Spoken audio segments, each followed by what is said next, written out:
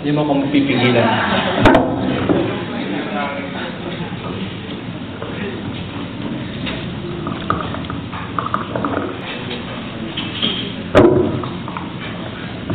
Ano sasabihin natin? Ito.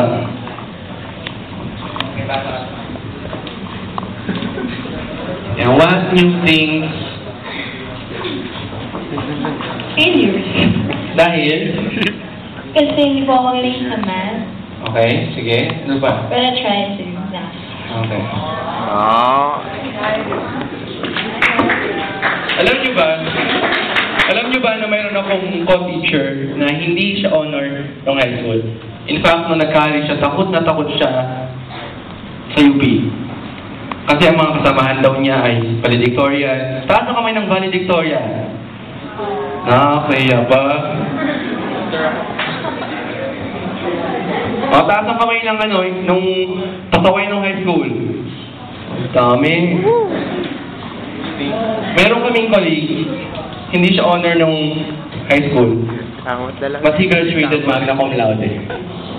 BS Mathematics. Wow.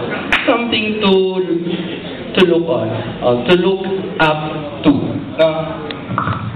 Marami tayong Waterloos. Sabi nga, if you can defeat the problem, anong magandang gawin?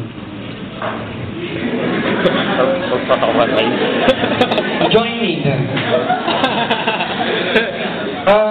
Kung takot ka sa math, yun yung unang magda-down sa'yo sa pagkatuto. Kung takot kayo sa math, yun yung unang hindrance sa pagkatuto ng math. Bakit? Siyempre, takot ka na. Diba? Pagkakakita mo ng number, ang hirap naman. Yun agad ang una mong impression. Ang hirap naman.